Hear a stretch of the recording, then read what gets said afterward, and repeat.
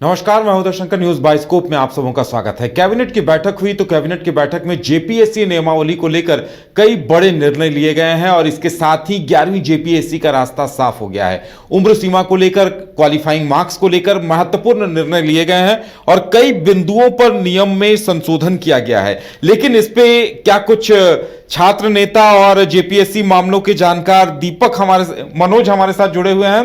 मनोज जी, आपका बहुत बहुत स्वागत है। मनोज, जिस तरह से उम्र सीमा का नया फॉर्मूला आया है जेपीएससी की नया नियमावली में, आखिर क्या कुछ असर होगा इसका? इसे किस तरह से देख रहे हैं आप? ये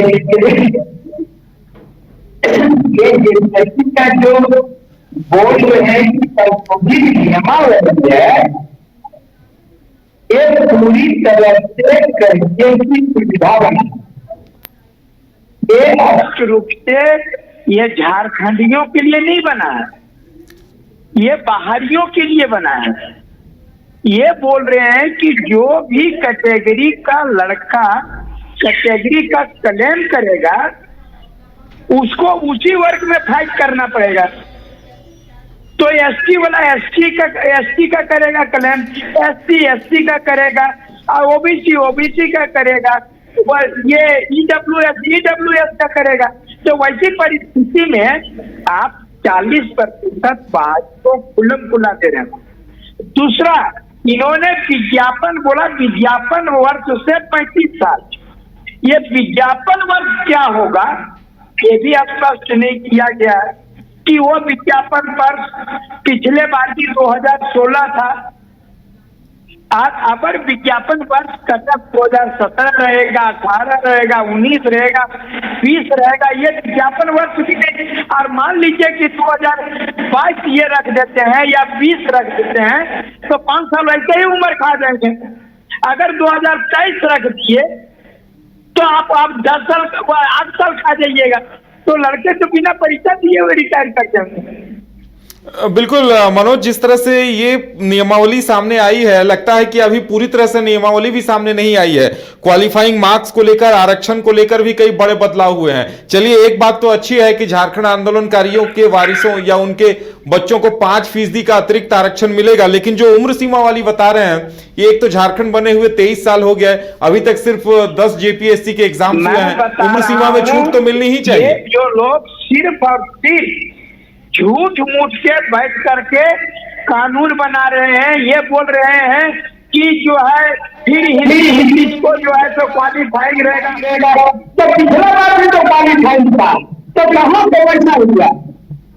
ये क्वालिफाइंग को नहीं, इन लोगों को क्या बोलेगा, क्या करेगा? ये बाहरियों को फायदा पहुंचाने के लिए इसमें सबसे बड़ी बात है कोई चीज स्पष्ट नहीं है। इनका विज्ञापन वर्ष क्या होगा वो उनको बोलना चाहिए कि विज्ञापन वर्ष पिछला वर्ष 2016 था तो अगर 2017 रहेगा। बिल्कुल मनोज जी, थोड़ा सा फोन को अपने सामने से थोड़ा सा हटाकर अपनी बात को रखिए ताकि स्पष्ट तरीके से आए। तो मनोज जी, आप लोगों की मांगे क्या कुछ रहेंगी अब इस मामले को लेकर? देखिए, जो लड़का मान लीजिए 10 साल से तैयारी कर रहा है और उसको बिना परीक्षा दिए हुए बाहर करेगा तो ये सब कहीं से न्यायोचित नहीं है। ये आप बताइए कि वो लड़का का क्या गलती था? मान लीजिए 2016 में उसका उम्र जो है 100 मान लीजिए 5 साल बच रहा था, 30 साल का था और फिर सोचा कि दूसरा बार देंगे, वो लड़का तो अभी बाहर हो जाएगा। तो विज्ञापन वर्ष को इनको क्लियर करना चाहिए, विज्ञापन वर्ष क्या होगा, उसके बाद में जो है उम्र सीमा के बारे में बात करना चाहिए कि कितना क्या होगा। बिल्कुल, उसके बाद ही उम्र सीमा पर बात होनी चाहिए। विज्ञापन वर्ष यानी इन बिंदुओं पर स्पष्ट करने की जरूरत है, क्योंकि जिस तरह से कहा जा रहा है कि सरकार युवाओं को नौकरियों का तोहफा देना चाहती है, तो 11वीं जेपीएससी का विज्ञापन भी लगता है इसी नियमावली की वजह से ही अटका हुआ था। दूसरी बात ये भी बता रहा हूं कि आप जो 35 साल निर्धारित किए हैं, आप 5 साल में 10 साल में एक बार परीक्षा लेते हैं। आप 35 साल के जगह में आप 5 साल विवेक दीजिएगा, तब ना वो लड़का इसमें शामिल हो पाएगा।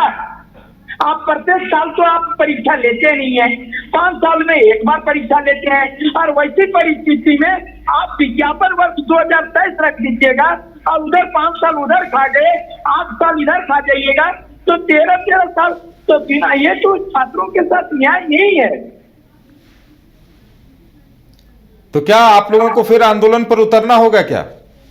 देखिए, जिसका हक जो है, अगर यदि किसी का हक का मैंने छीना जाएगा तो अधिकार है कि वो तो लड़ाई करेगा।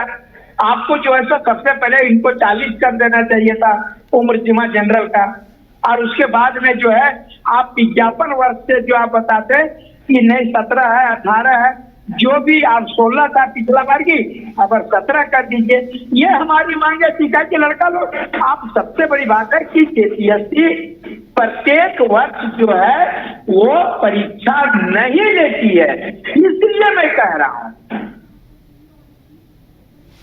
बिल्कुल, और बाकी जो बिंदु सामने आए हैं जैसे क्वालिफाइंग मार्क्स को लेकर, इसके अलावा कुल रिक्तियों के 15 गुना अभ्यर्थियों को मौका दिया जाएगा, ये तमाम चीजें हैं, इन पे आपका क्या कहना है?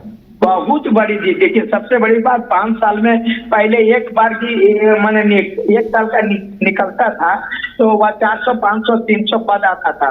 आप 4 साल से आप परीक्षा नहीं दिए तो वो आपके पद कितने होंगे वो भी आप नहीं बता रहे हैं। कितने पद सृजित किए गए हैं, कितने लोग जो है तो किस किस विभाग में वो पद सृजित रहेगा वो भी नहीं बता रहे हैं। ये बता रहे हैं सिर्फ और सिर्फ बैठ के 2 साल से 3 साल से ये लोग नियम में आपको मैं बता रहा हूं, अभी तक 11वां जेपीएससी जो लेने जा रहा है 11 बार नियमावली बना है, 11 बार।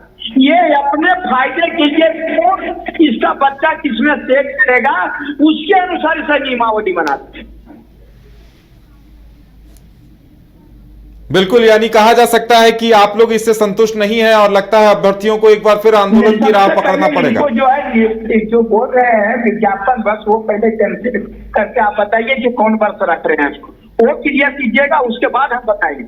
आप 35 के जगह 40 रखे उम्र, ये बताएंगे। और जो भी आरक्षित वर्ग का भी लड़का है लेकिन जनरल के बराबर नंबर लाता है तो उसका सिलेक्शन जनरल में होना चाहिए, ये हमारा कहना है। बिल्कुल, चलिए मनोज, हमारे साथ जुड़ने के लिए और वक्त देने के लिए आपका बहुत बहुत धन्यवाद। तो जेपीएससी की नई नियमावली को कैबिनेट से मंजूरी दी गई है, लेकिन कई तरह की उलझनें सामने आ रही हैं। जैसा कि ये मनोज हमें बता रहे थे कि उम्र सीमा को लेकर विवाद है, उम्र सीमा को लेकर सरकार को स्पष्ट करना होगा कि कट ऑफ वर्ष कौन सा माना जाएगा, कौन से ईयर को माना जाएगा। और इसके साथ ही उम्र सीमा में छूट की मांग इन्होंने इसलिए की है क्योंकि इनका कहना है कि झारखंड बने 23 साल हो गए लेकिन 11वीं जेपीएससी अभी होने जा रही है। इसके अलावा भी और कई बिंदुओं को लेकर अभी बातें सामने आनी बाकी हैं। जब ये चीजें स्पष्ट होंगी उसके बाद ही छात्र अपना रुख स्पष्ट कर पाएंगे कि वो इस नियमावली से कहां तक संतुष्ट हैं। फिलहाल हमारे साथ इतना ही, हमें दीजिए इजाजत और आप देखते रहिए न्यूज बाइस्कोप। नमस्कार। IIT जी नीट एस्पिरेंट्स के सपने को पंख देने आ गया है कंप्लीट सॉल्यूशन इंस्टीट्यूट। यहाँ है smart classroom, 1-to-1 doubt clearing session, ask the expert, video solution और भी बहुत कुछ। मतलब हम करेंगे आपको गाइड, बनेंगे आपके mentor. Foundation classes from class 6 onwards for your bright future. Visit complete solution institute.